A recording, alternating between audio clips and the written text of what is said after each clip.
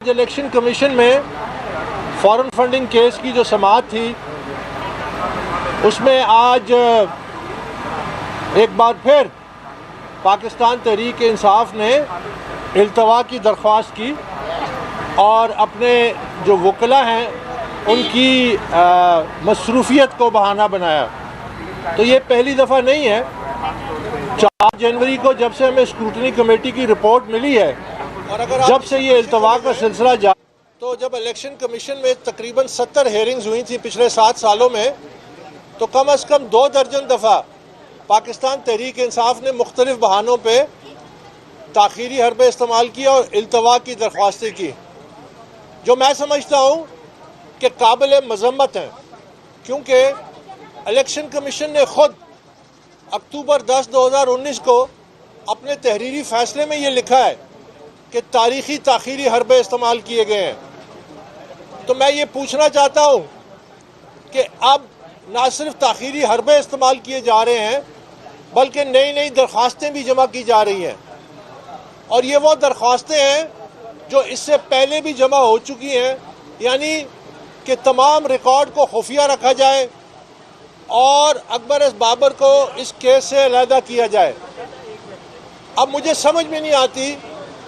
کہ کیا یہ کسی اور دنیا میں رہتے ہیں، ان کو کیا سمجھ نہیں ہے کہ ان تمام درخواستوں پہ پہلے ایک دفعہ نہیں کئی دفعہ فیصلے آ چکے ہیں اور ہر دفعہ فیصلہ ہمارے حق میں آیا ہے۔ ایک طرف یہ اپنے سیاسی مخالفین کی اسکروٹنی کمیٹی میں بیٹھتے ہیں، دوسری طرف یہ درخواستیں دیتے ہیں کہ اکبر بابر کو اس کیس سے علیحدہ کیا جائے۔ تو یہ جو حرکتیں ہیں، اس سے اب معاملہ جو ہے وہ مزید تعطل کا شکار انشاءاللہ نہیں ہوگا، کیونکہ تمام حقائق جو ہیں ماں سوائے 4 جو ملازم ہیں پاکستان تحریک انصاف کے، ان کا ریکارڈ اور جو بین الاقوامی اکاؤنٹس ہیں ان کا ریکارڈ، ماں سوائے ان 2 چیزوں کے اسٹیٹ بینک سے تمام ریکارڈ آ چکا ہے۔ اسٹیٹ بینک سے جو ریکارڈ تھا وہ ہمیں مل چکا ہے، اور میں الیکشن کمیشن آف پاکستان کا شکر گزار ہوں کہ انہوں نے یہ بڑا قدم اٹھایا اور قانون اور رولز کے مطابق کسی قسم کی سیکریسی ختم کیا، جو کہ پی ٹی آئی آج بھی چاہتی ہے۔ یعنی یہ کیسی مدینہ کی ریاست ہے اور یہ کیسی مدینہ کی ریاست کے حاکم ہیں جو دوسروں کا احتساب تو مانگتے ہیں، دوسروں کو تو کٹہرے میں لانا چاہتے ہیں، لیکن اپنے حسابات جو ہیں آج بھی خفیہ رکھنا چاہتے ہیں۔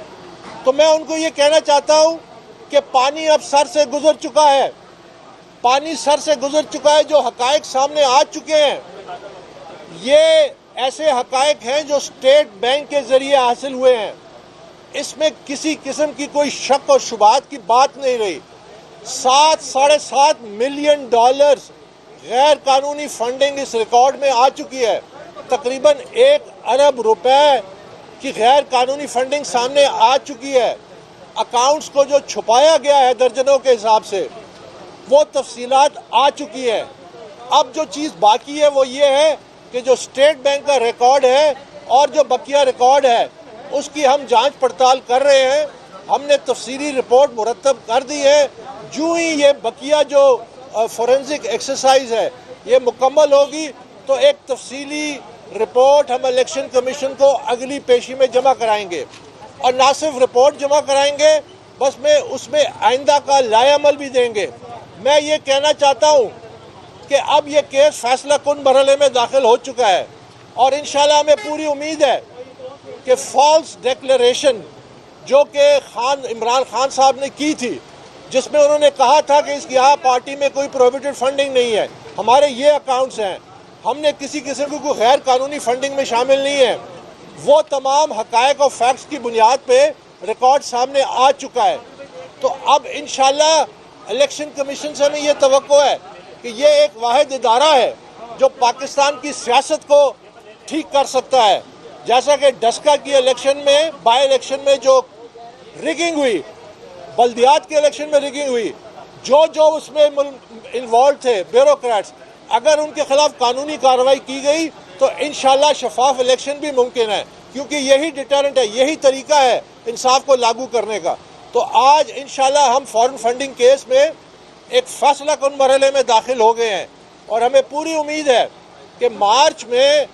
اس کیس کے حوالے سے پیش رفت ہوگی اور فیصلہ کن جو ہے اس کے فیصلے بھی انشاءاللہ آئیں گے. بہت بہت شکریہ.